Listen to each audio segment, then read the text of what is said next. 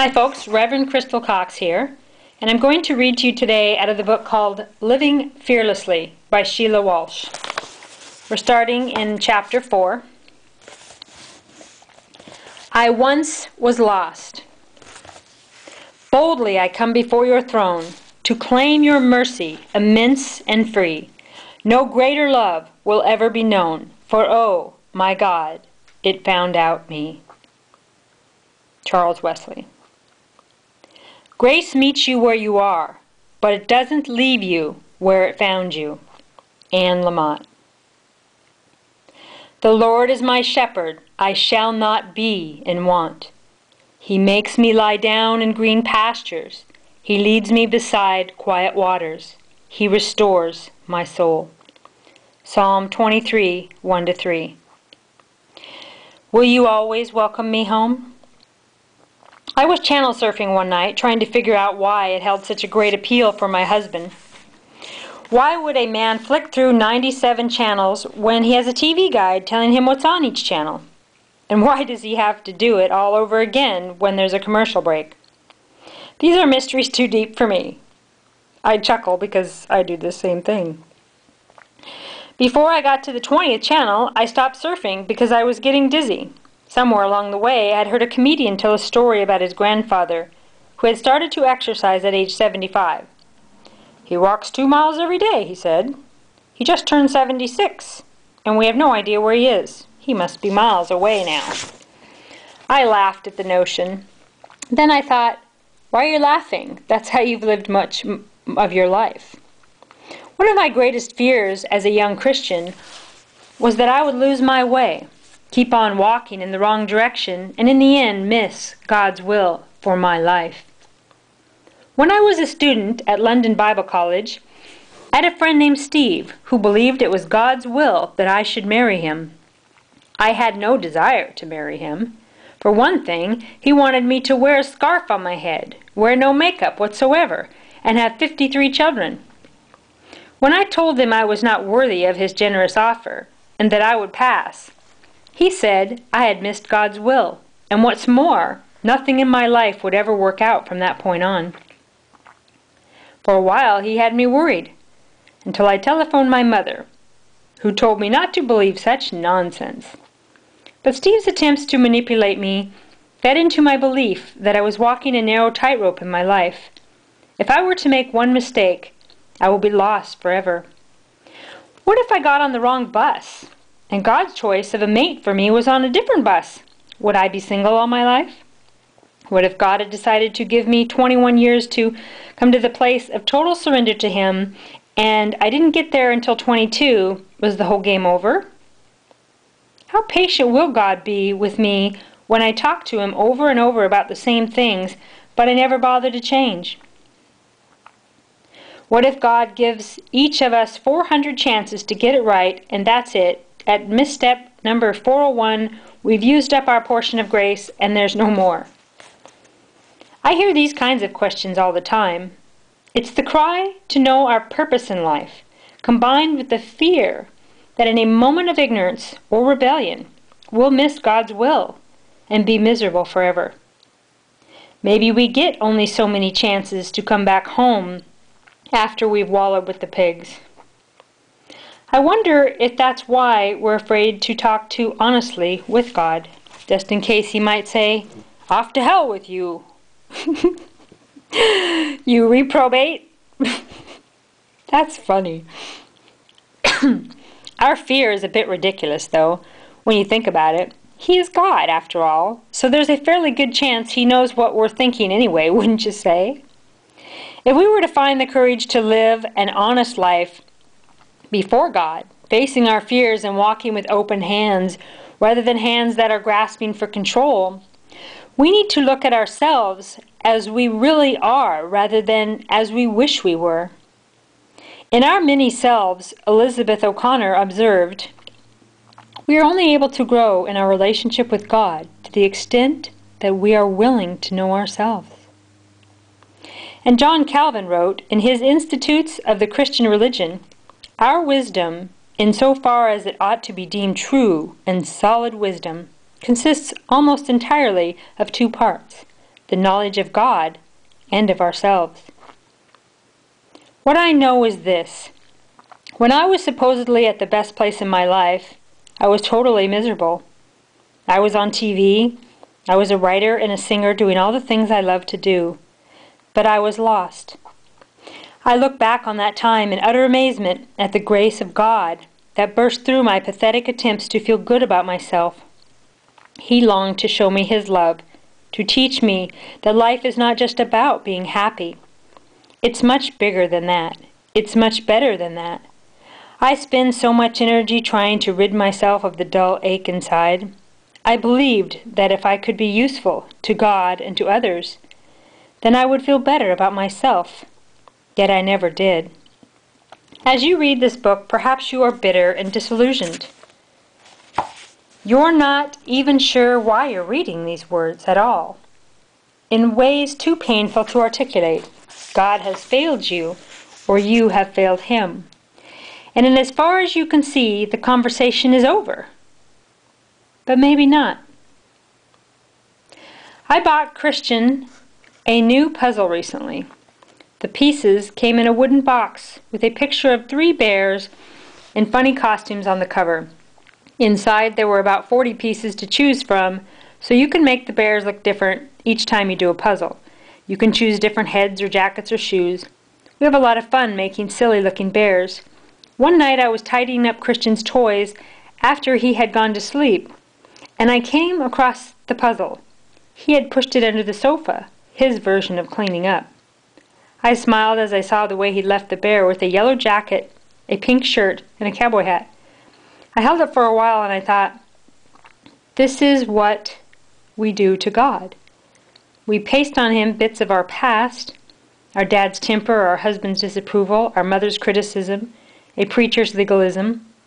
We add what we hear at church, what we remember from Sunday school, what someone told us about the wrath of God, all the good bits and the bad bits, the truth, the fantasy, and the lies we believe.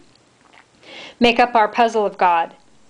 Our distorted impressions make it almost impossible to throw open our arms unreservedly to Him.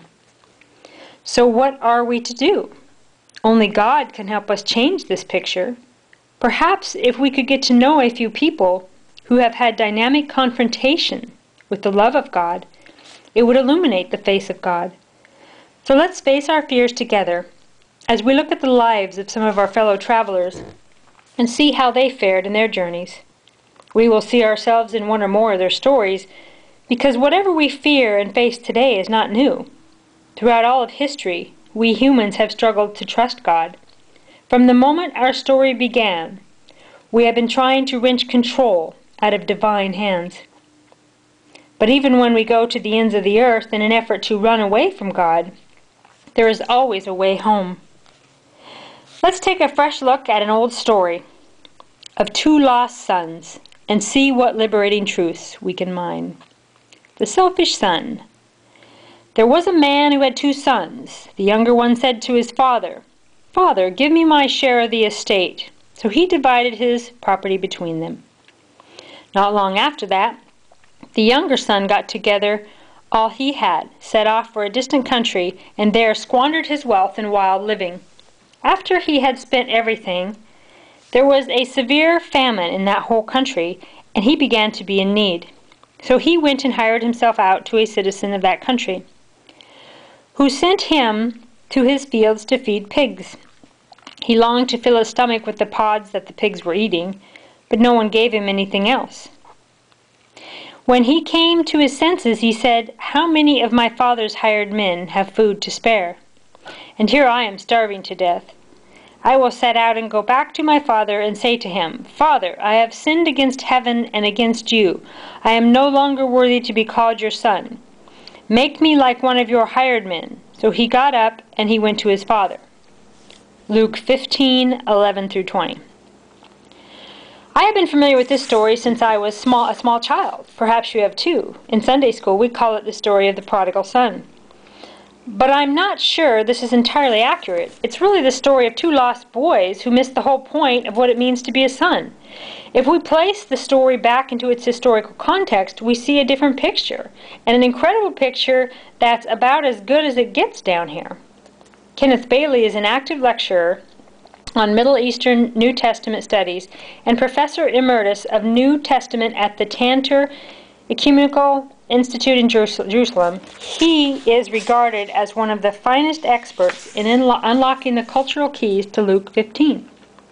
In studying his writings, I have discovered several things about these two sons that have deepened my understanding of the magnitude of God's love for his children and how willing he is to get his feet dirty in pursuit of our hearts, even when we have broken his. Father, give me my share of the estate. This was an outrageous request. In Middle Eastern culture, it was equivalent to saying, Father, I wish you were dead. Can you imagine for a moment how you would feel if your child came to you and made such a callous statement? You gave me life. You fed and clothed me, nursed me through all my childhood illnesses. Lost countless nights of sleep as you cared for me. Now I wish you were dead, so that I might have no obligation to you and just go on with my life? Think of the implications of this selfish son's request.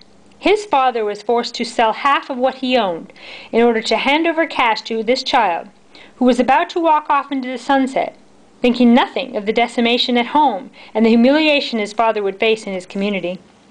So the boy leaves and he goes through the money, half of everything a wealthy father had built up over the years in record time. What can he do now? Go home? Absolutely not. He knew that if he went home, the ceremony awaited him at the village gate. In those days, if a Jewish son disgraced his father by taking his inheritance and losing it all to the Gentiles, he was no longer considered a son. If he ever tried to come home, he would be met at the entrance to his village by men carrying a large earthen-filled jar with burned nuts and corn. The men would break it at his feet and shout his name aloud, declare that he was cut off from his people forever. The prodigal son knew the consequences of disgracing his father. He knew them well. And yet he had still had the gall to leave his village with his father's inheritance in hand. Isn't it amazing how reckless we can be with our lives at times? I feel it in my own soul. I don't trust myself as far as I could throw myself. It seems to me as though I live between heaven and hell on a daily basis. I see the way God uses my life to encourage his people, and yet I see this sinful, flawed, selfish woman in the mirror.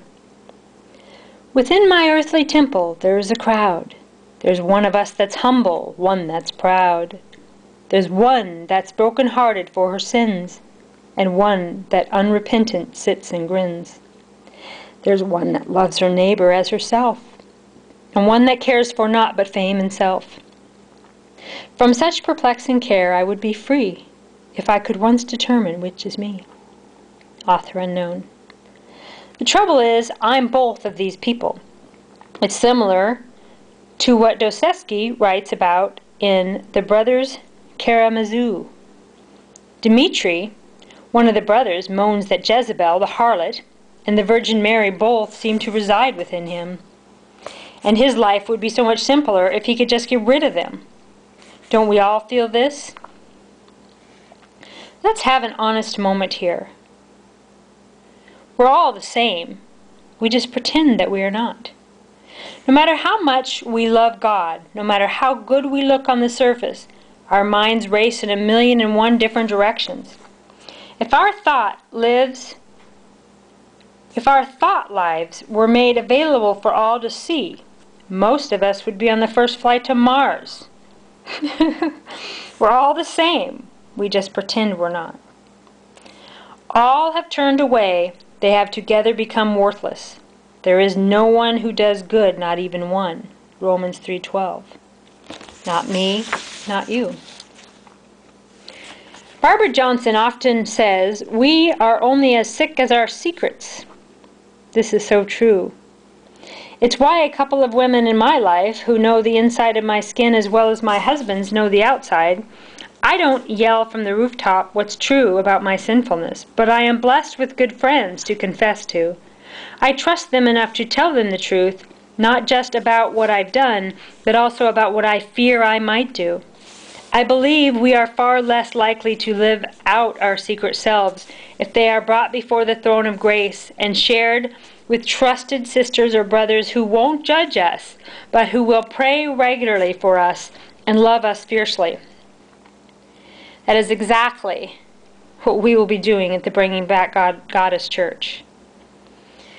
Again, folks, this book is Living Fearlessly, and my name is Reverend Crystal Cox. The author is Sheila Walsh, and Goddess bless you all. I hope that you have someone in your life that you can talk to. I hope that you are praying to God, to the Great Spirit, and I hope that you are gentle to yourself in your own mind and that you're finding time to get your hands in the dirt. Goddess bless you all.